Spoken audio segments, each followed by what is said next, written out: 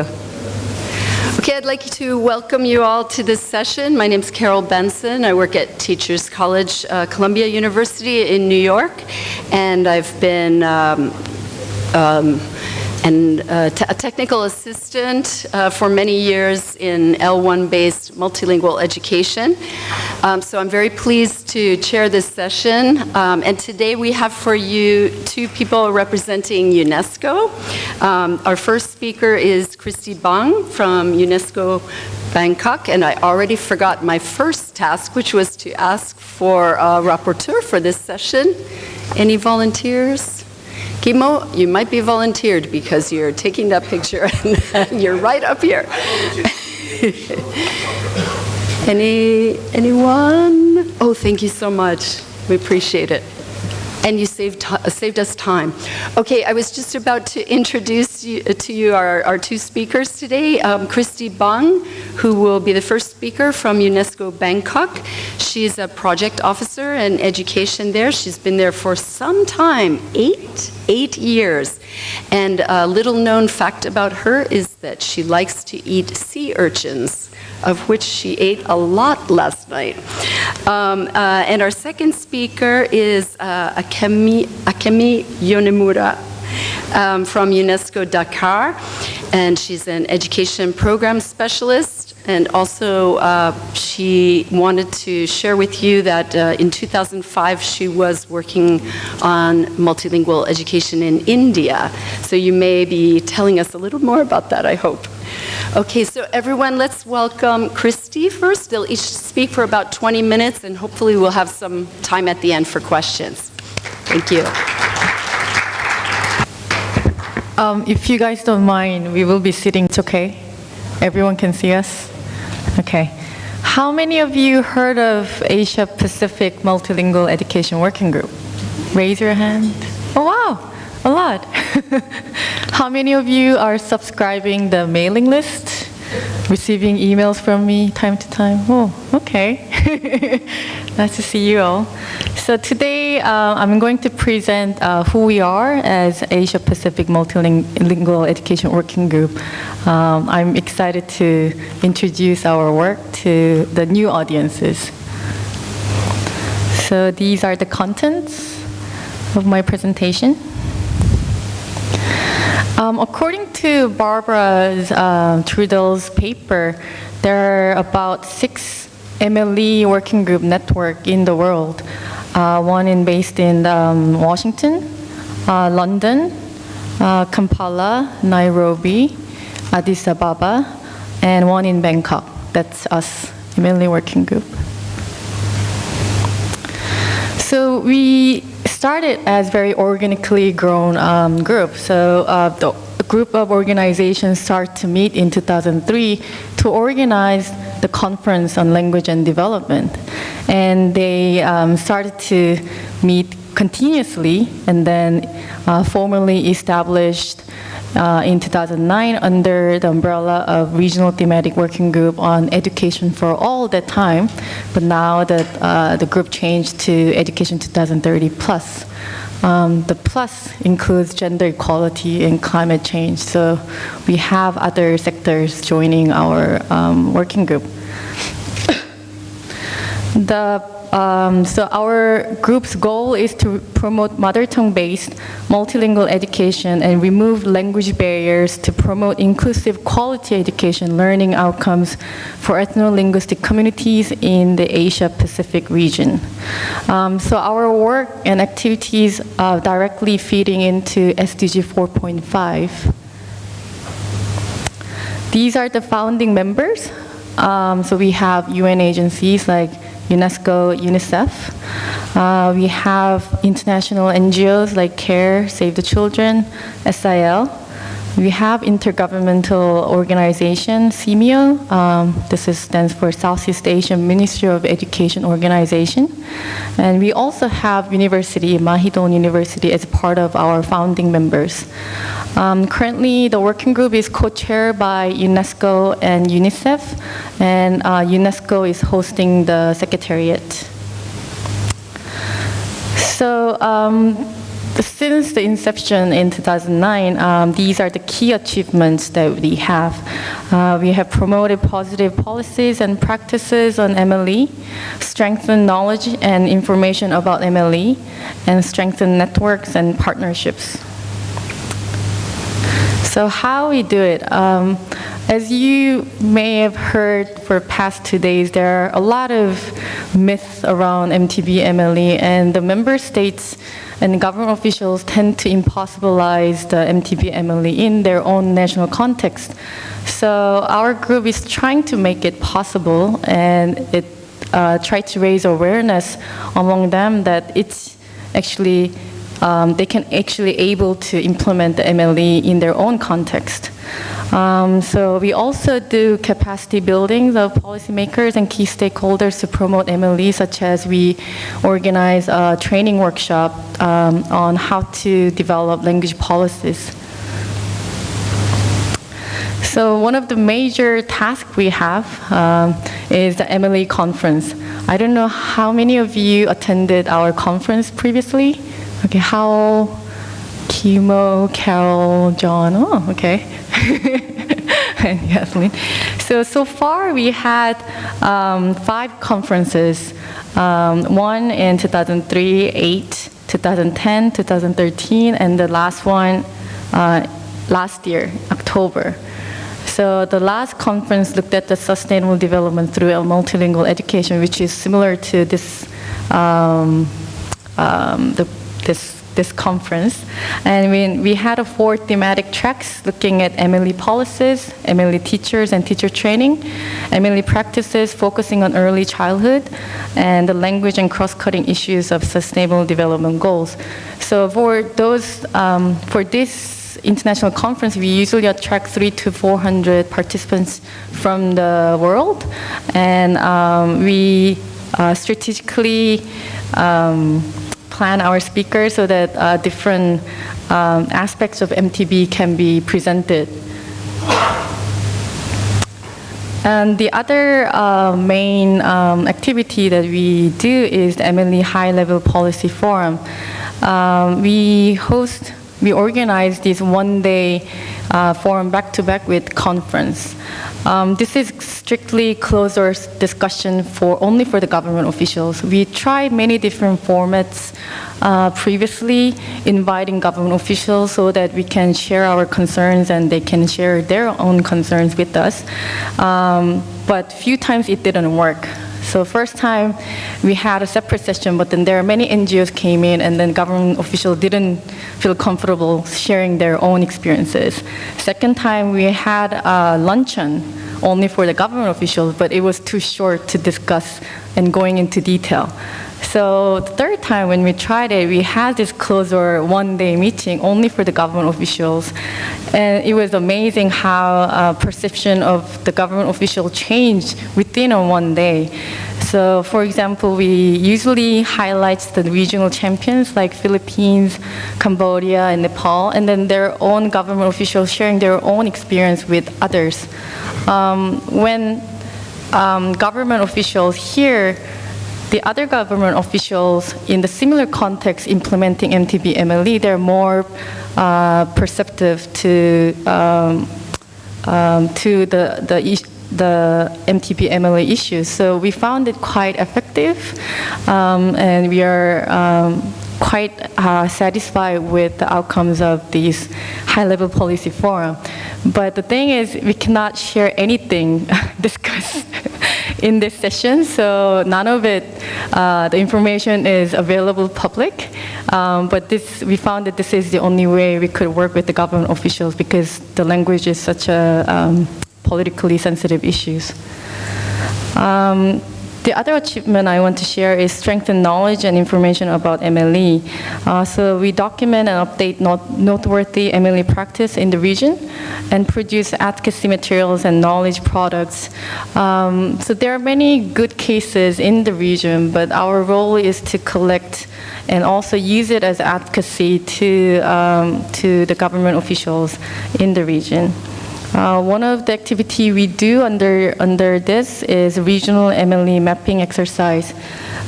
So we send out the questionnaire to collect information and to analyze the current situation of classroom language use in Asia Pacific region. We start doing it in 2010, and we have received about over 40 responses from 20 countries. So we send out this kind of mapping questionnaire to our members, and we ask them to fill out their name of organization, the level of schooling, the project they have. Is it formal or non-formal setting, or is it private or public? And which languages are used. So we use the ISO code from Ethnologue. So we identify which languages are used and how many children are in this program, what is the location, and the use of language in classroom. We categorize into 7 different usage of language within the classroom and the materials in the classroom. So with the questionnaire, with the data from the partners, we know what kind of MLE projects are implementing in the ground level and how many students are going through these projects. And these are the countries that we have received the information. And the data is available on the UNESCO website. Just keep in mind, the UNESCO Bangkok website is currently migrating into a new website, so the link may not be available time to time, but it will be permanently moved to UNESCO Bangkok website next year. We also produce the MLE publications, which are available actually on the UNESCO booth back there, all for free, so please take copies. So these are the publications we produce after the conference. We figured that instead of producing the long report, it is beneficial to produce very short, concise, and easy to read advocacy material for users or readers who are not familiar with the MTB-MLE issues. So our brochures are quite introductory, and this can point to our toolkit, which has more in-depth knowledge on how to implement MTB-MLE issues. The working group also produced the MLE e-newsletter. This is a quarterly e-newsletter from the working group. The first issue was published in 2011. So far we have 25 issues. Initially we had 150 subscribers, which increased to 869 individuals at the moment. We also have Facebook page. Nowadays, there are a lot of information available online and on the Facebook page, and people tend to be more active on Facebook. So we have this Facebook page for MLE Working Group, which has about 630 followers at the moment. We also have the website. This is on progress. We hope to revamp the website so that the website can be the platform hosting all the information, and people can come and do easily find the information at one place, because all our resources are scattered around in different websites at the moment, so it's a bit difficult to find information. The last achievement we have is strengthen networks and partnerships. We have created positive synergies in strengthening regional country partnerships and networks. For example, there are different networks on gender, early childhood. So we have been continue to work with them and raise the issue of MTB-MLE in different education sector. And also we develop actors beyond education sector engaged in MLE issues. So we are continuing to reach out to sectors like migration, IOM, or INEE, which deals with the emergency issues. They're not active, but they know what's going on in the region, and I think it's important to involve in different actors. So why are we successful in the region?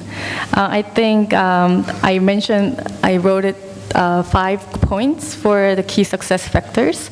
The first thing I want to highlight is the clear linkage to EFA, MDG, and SDG. Because our working group is established under thematic working group on Education 2030, all our activities are reported back to this Education 2030 working group, which includes many different levels of education sectors. And it involves many different CSOs who's not working on language issues. They can work on disability, they can work on gender, they can work on other issues. And also this thematic working group on Education 2030 includes GPE, other big agencies, GPE, yeah. Global Partnership for Education under World Bank.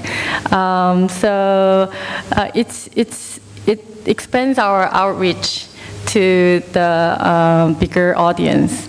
And because it's under the Education 2030, we can choose different entry point and we can repackage our MTB MLE issues according to their own entry points. Since we have this common goal, it builds a strong partnership between different agencies. In Asia region, UNICEF and UNESCO and SIL, we do have very strong partnership. We trust each other, we share information, we do work planning together. So we try to mainstream our efforts to promote our MTB MLE issues. And because of this strong partnership, we can have the bigger voice in the education agenda setting. This partnership is possible because we have strong leadership of partner agencies. We've been blessed to have a senior management in UNICEF, UNESCO, and SIL who is favor of MTB MLE and who is very supportive of our work. So they've been pushing our agenda in different education meetings and workshops, so it's easier for us to do our activities. And as you saw in the earlier slides, our membership is very diverse and flexible, which made us, it's beneficial for us to reach different actors, because sometimes it's hard to reach people on the ground, but we do have CSOs who are working on the national level and working on the ground, so we have the constant flow of information, what's going on in the region. These are the challenges I have identified. So resource constraints. I know everyone is going through the financial crisis, but because we are not the legal entity, we don't have any legal setup to fundraise the funds for our activities. Currently, the financial support is done from UNESCO, UNICEF, and SIL only. And for the conferences, we have different partners joining in, but for the regular MLE working group work, we have very financial limitation. And also, I noted down the human resources.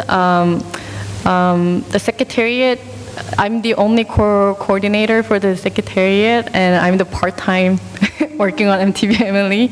So it's a bit too much sometimes to work on every single issue by myself. So I wrote it down. Limited country-level linkages.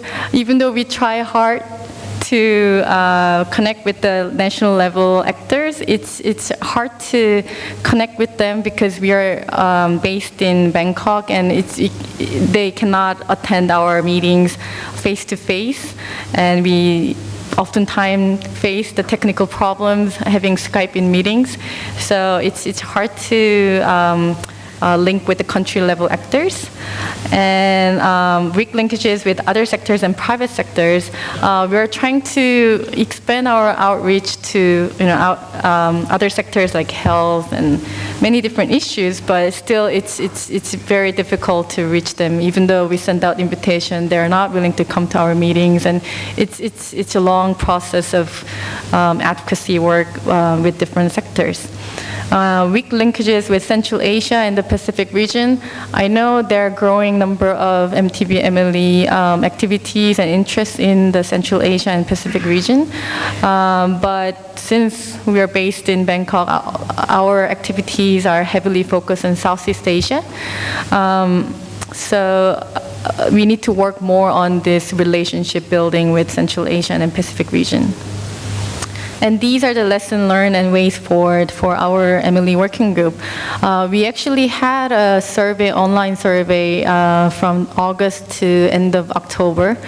Not many people participated, unfortunately.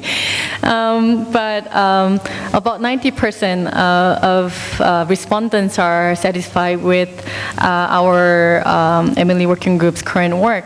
But still, there are some comments that we received to improve ourselves. These are comments that we have received. So we should focus on increase in research on MTB MLE, and we should also increase in dissemination of research. We need to translate regional partnership at national level, and we need to have sustainable funding mechanism. So I can feel that this community wants to see more research evidence on MTB MLE issues, and they want to use it to advocate their own work. So I think we should focus on those. And in order to do that, we need to have a stronger partnership translated into national level, and also the funding source that we can fund some of the research initiatives in the region. So future of MLE working group. We are discussing revising our TOR at the moment. So when I see you guys next time, we may change our name. So Asia Pacific will stay as the same, but we are debating whether we should include mother tongue based in our name. So mother tongue based multilingual education or multilingual education. And since our work evolved to be more network type, should we change our name to network or working group, stay as a working group? So next time when you see us, we will have different name and different branding. So thank you. If you have any questions, you can email me. I'm usually good with the email, so yeah. And then we'll take questions at the end. Thanks. Akemi.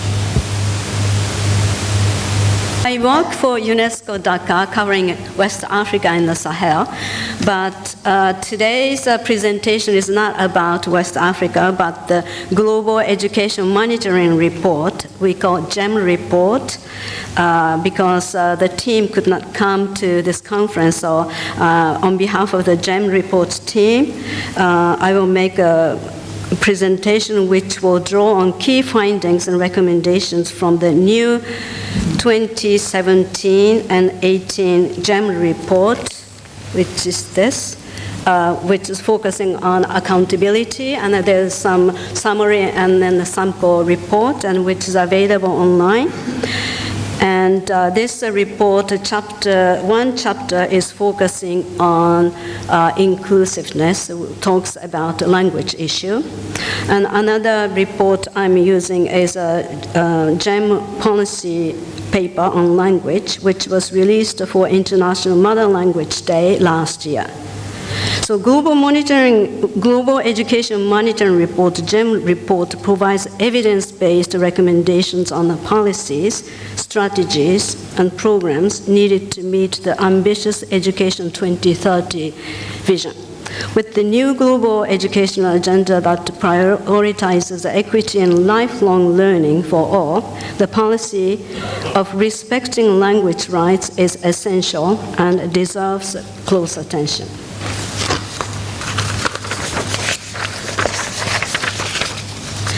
Children should be taught in a language they understand, but as much as 40% of the global population does not have access to education in a language they speak or understand. This means that they are taught and they have to take tests in languages that they do not speak at home. And this hinders the early acquisition of critically important reading and writing skills. The challenges are most prevalent in regions where linguistic diversity is greatest, such as Sub-Saharan Africa and the Asia-Pacific region. Their parents may lack literacy skills or familiarity with the official language used in school, which can then reinforce gaps learning opportunities between minority and majority language groups. The language, ethnicity, and poverty can interact to produce an extremely high risk of being left far behind. Students from poor households who speak a minority language at home are among the lowest performers. For example, in 2012, poor 15-year-olds in Turkey speaking a non-Turkish language, predominantly Kurdish, were among the lowest performers. Around 50% of poor non-Turkish speakers achieved minimum learning benchmarks in reading, against a national average of 80%. So here are some couple of testimonies from the Syrian refugee living in the Iraqi camp, and then also a girl from Andhra Pradesh in India who is struggling to learn in English language.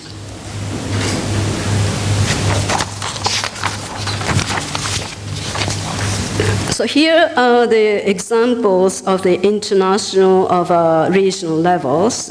Learning assessments confirm that when home and school languages differ, there is an adverse impact on test scores. The GEM report's World Inequality Database on Education, called WIDE, also shows the extent of learning inequalities within countries, depending on whether children speak the language of assessment at home or not. In many West African school systems, French continues to be the main language of instruction. So the vast majority of children are taught from the early grades in a language with which they have limited familiarity. This seriously hampers their chances of learning. The top figure learned basics in reading in West Africa shows that in Côte d'Ivoire, for example, 55% of grade 5 students who speak the test language at home learned the basics in reading in 2018, compared with only 25% of students who speak another language. And then the middle figure learned basic in learning in Iran shows around 20% of grade 4 students taking the test in Farsi, the official language of instruction, reported speaking a different language at home. Of those, 80% reached the basics in reading, compared with over 95% of Farsi speakers. And then the final figure 3 is an example of Latin America. In Honduras, in 2011, 94% of grade 6 students who spoke the language of instruction at home learned the basics in reading in a primary school, compared to only 62% of those who did not. So here are the examples of the benefit of using mother tongue education. Mother tongue-based bilingual or multilingual education approach in which a child's mother tongue is taught alongside the introduction of a second language can improve performance in the second language as well as in other subjects. For example, in Ethiopia, children's participation in bilingual programs for 8 years improved their learning in subjects across curriculum and not just in language of instruction. Primary school children learning in their mother tongue performed better in grade 8 in math, biology, chemistry, and physics than students in English-only schooling. In Guatemala, students in bilingual schools have a higher attendance and promotion rates and lower repetition and dropout rates. In addition, they have higher scores in all subject matters, including the mastery of Spanish. A shift to bilingual schooling would result in a considerable cost saving as a result of a reduction of repetition. So there are examples of Mali and Burkina Faso shows the positive benefit of bilingual and multilingual education.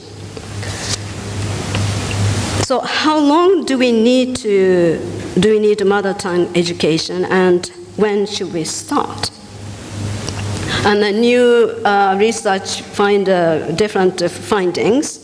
So many countries in Sub-Saharan Africa support bilingual education, continue to favor early transition to the official language, usually by grade 4.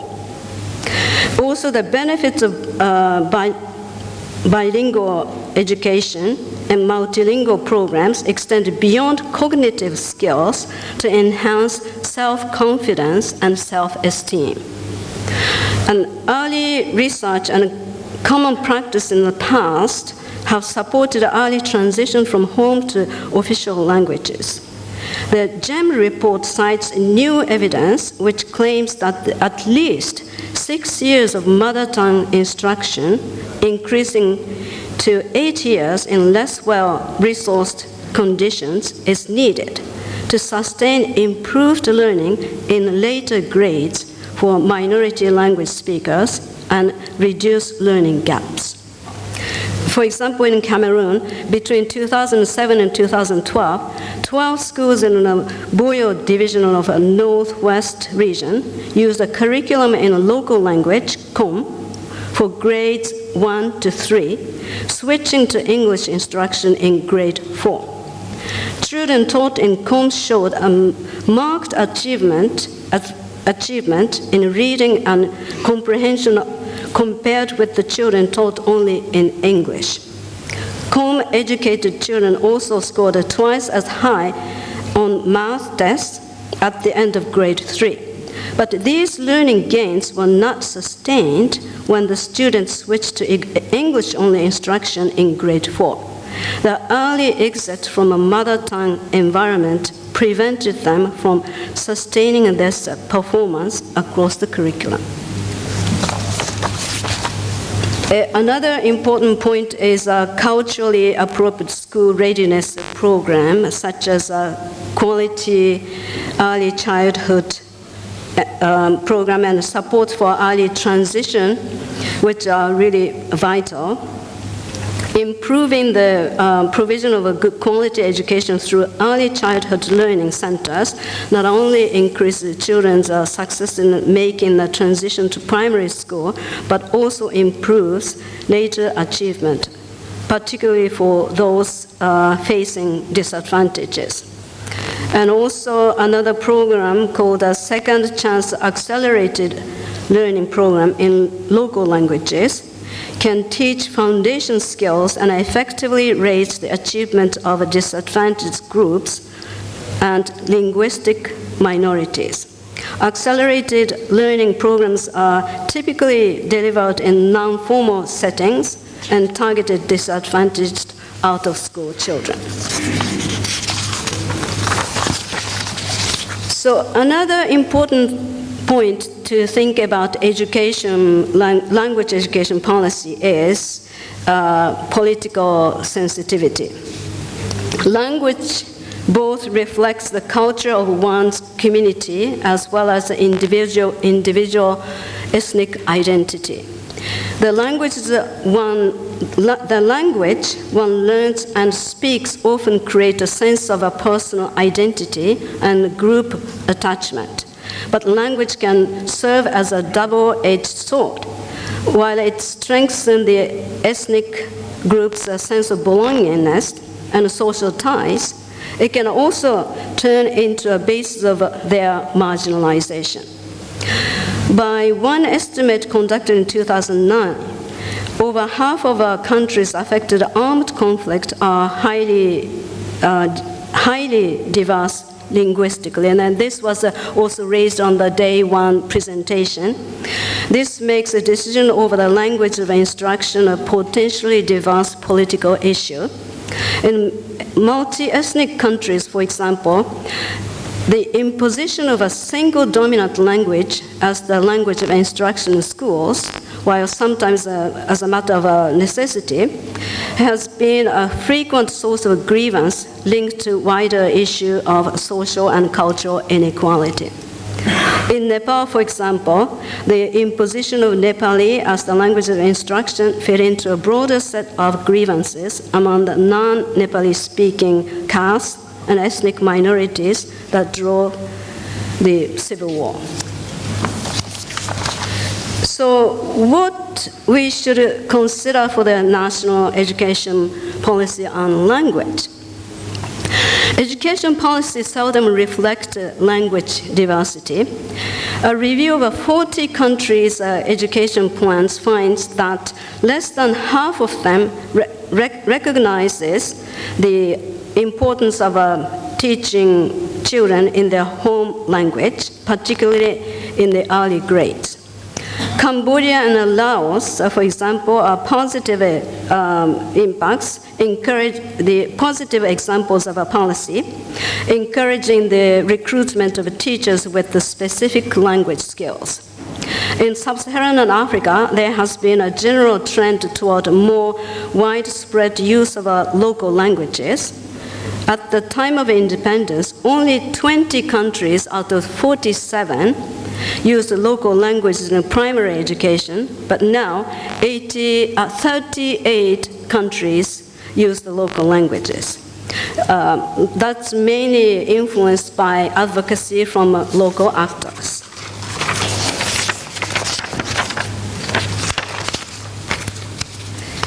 So another important thing is that teachers. Teachers are the critical force for helping the most disadvantaged learners.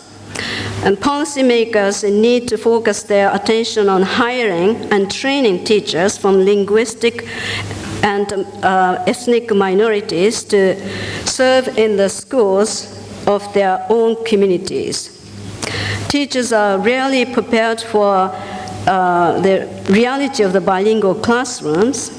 For example, in Senegal, only 8%, and in Mali, only 2% of trained teachers expressed confidence about teaching in local languages. Teachers need to be trained teach in 2 languages and to understand the needs of our second language learners. So that includes the good understanding of the linguistic and cultural backgrounds of our children, language development, and the interdependence of a mother tongue and second language development, and the use of appropriate teaching practices. Teachers also need inclusive teaching materials and appropriate support strategy to help them identify weak learners and provide them with the targeted support. The effectiveness of mother tongue-based bilingual education depends on the inclusive learning materials. Curricula need to address issues of inclusion to enhance the chances of students from marginalized backgrounds to learn effectively. For early grade literacy bilingual education to be successful, students need inclusive and relevant learning materials in a language they are familiar with. In an experiment supplying textbooks written in English in Kenyan classrooms, for example, test scores rose only among those who are already high achievers. Many students could not read the books, which were suited to academically strong students with the educated parents. As a result, low achievers, many from poor and disadvantaged background, did not benefit from the greater access to textbooks. And so now we need to understand how to monitor this difficult area. So the SDG, the Sustainable Development Goal, the goal 4 is devoted to education. And we have 7 targets and then 3 means of implementation. And the target 4.5 includes this language issue, and then they use the indigenous people, so they are concerned about the minority languages. And then we don't have official indicators globally, but the technical team proposed a thematic indicator concerning language policies, which is the percentage of students in primary school whose first or home language is the language of instruction. So it's up to the country what to measure and how to measure. But how to measure part is very difficult. And then SEO also contributed to this report as a background paper. So to give an example, there are various ways to monitor this indicator, such as using official documents asking teachers, including questionnaires and household surveys, or drawing on learning assessment. New analysis of the GEM report combined population census, population statistics, language demographics, and language in education policy documents with the supplementary information to assess the share of students whose home language was a language of primary education instruction in 11 countries in Eastern and Southeastern Asia. And the table 13, there's a sign of a stop. So the detail of how we can monitor, in some examples, how organizations like SEO helped demonstrate in Asia, and also other countries are included, and countries like Angola, Mozambique, they use dominant language, but they also allow the local language as well. So let me read the recommendation. So we have 5 recommendations. The first, teach children a language they understand. And the minimum 6 years of a mother tongue education should be introduced to help ethnically diverse communities to ensure those speaking different languages from medium instruction do not fall behind. And the number 2 recommendation is train teachers to teach in more than one language. And number 3 recommendation is to recruit diverse teachers so that they can teach in their own communities. They understand the cultural aspects. And the number 4 recommendation is to provide inclusive teaching materials. Number 5 recommendation is to provide culturally appropriate school readiness programs. And finally,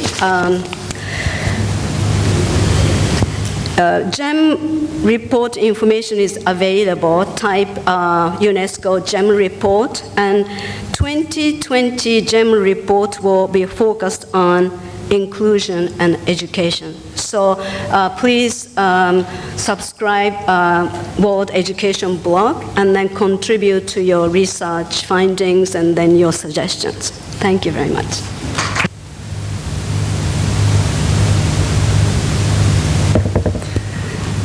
Thank you very much to both of our speakers. I wanted to, if I may, just say one small thing about terminology.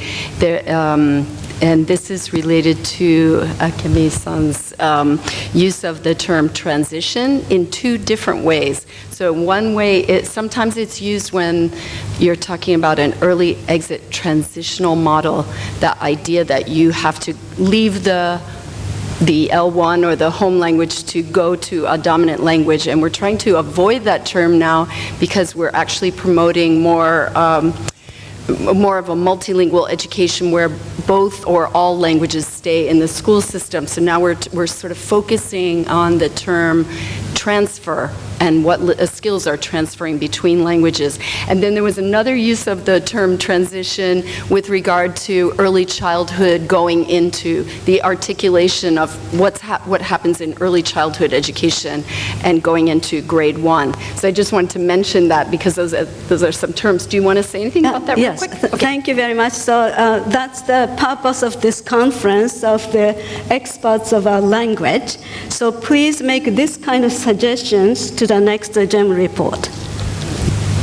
Thanks. And I would also just personally, I would love to hear the speakers' ideas about how we can develop or strengthen the MLE network on this continent based on what you've been doing especially in the Asia-Pacific region. But let's take a few questions, and I would like to take them from the back because I can actually see you in the back.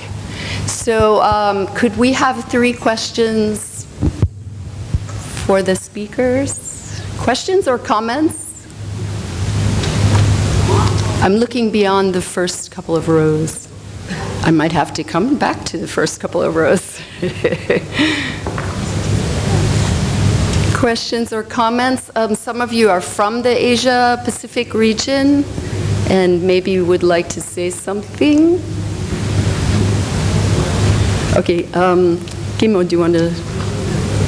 So I had to go to the front row anyway. I'd like to know the source of a statement that was there, that Lao PDR was used as an example, a good example of a country recruiting teachers who speak the local languages.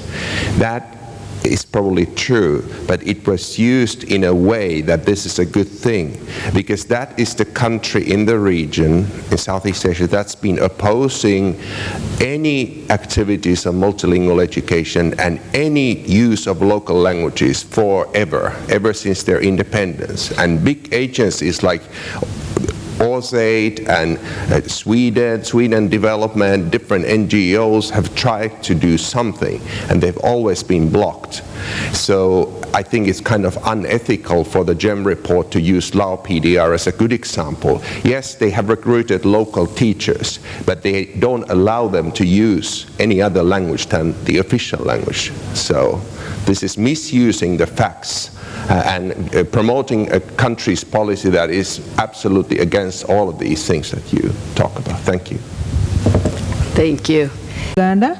Just a comment on the GMR report and the recommendation to at least use the medium of instruction for 6 years of children's education. And I think that recommendation makes a lot of assumptions. One of them being that national examinations actually are also in that language of instruction. It's problematic in countries whereby you have this end of primary education cycle examinations, which are in a different language, either French or English, and then you have this policy where children are actually instructed in a local language. I think what would be ideal is that, yes, giving children the foundations of reading, for example, in their local language in a few years, and then gradually transitioning to the official language of examination. This argument has been done in Uganda, for example, when we assess children in local languages, and those in higher classes, say grade 5, 6, 7, underperform on the local language. The argument is that no, in those higher classes, children are taught in English, not in a local language. But if you have a strong foundation with well-trained teachers, and children have learned how to read in a local language, and they continuously interact with the material in local language, like storybooks, they shouldn't lose. They shouldn't actually lose the skills of reading, whether the language of instruction is the local language or not. It's just a comment. Thank you. I think our... If I speak to that, Look, I'm one of the people that's been researching the number of years that it takes for students to learn through the medium of English or French in Africa. I've been doing this for nearly 40 years. And I'm one of the people that has actually been responsible for identifying the number of years, in other words, 6 under the best possible circumstances, possibly 8 under less well-resourced circumstances. And I can assure you that this has happened through field research and constantly examining all of the evidence in more than 25 countries in Africa. It is simply not possible to use a language like English and test students in a reliable or valid way at the end of their 6th year of schooling in a situation where the majority of people do not grow up in an English dominant society. It isn't possible anywhere in the world, and it certainly isn't possible in any African country. So very often systems try to fast forward the teaching of English, and they try to ensure that the entire system can teach through the medium of English, when in actual fact we know very well that the majority of teachers are not well enough equipped to be able to teach through the medium of English. Children do not have English support in their homes. Children do not have sufficient literacy in English in their homes.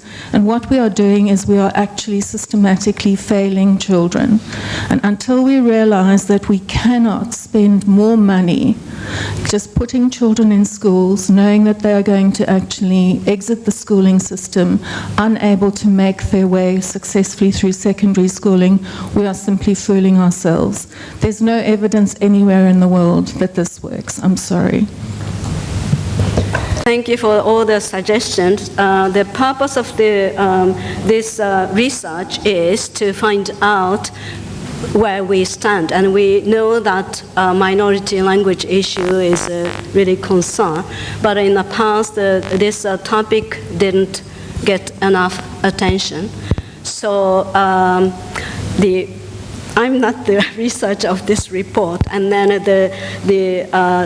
the terminology issues and other misconception about interpretation of research findings. I think the GEM report team wants to hear from you. So please subscribe to the GEM report World Education blog or GEM report, UNESCO GEM report, and then participate in the next 2020 series, which focuses on inclusion and education, and then please feed into your thoughts and then contribute to your research. Did you want to say anything about? I'm sorry, the Lao data, I don't know how they did it. I have a partial information in the report itself, so I will ask a detail how they came up to this interpretation and then get back to you. Well, just answering to Carol's question, how to strengthen the MLE network in Africa region. I don't know if anyone did like a mapping of who's doing what in the region. So it would be good starting point to map out which NGOs, which organizations are doing what kind of MLE related work, and try to coordinate the effort would be nice to start. Yeah.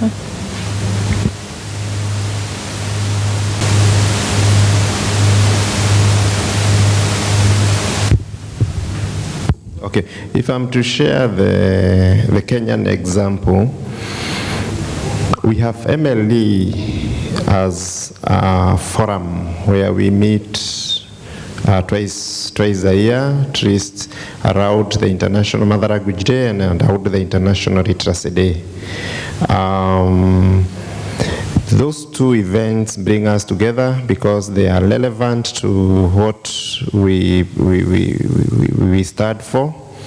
And I thank the organization that I represent, SIL, because it has been, over time, they have been the one who bring people together. But what we lack is the commitment, because we find ourselves as an amorphous group of interested individuals who come together, and we learn a lot actually from Asia Pacific and what we do, and we try to model ourselves to that. But we lack the commitment from the members and the identity.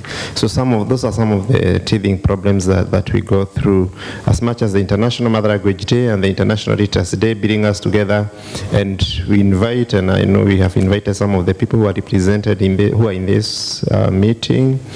They bring to us a lot of ideas of what is happening to other countries or in other areas or in their own fields.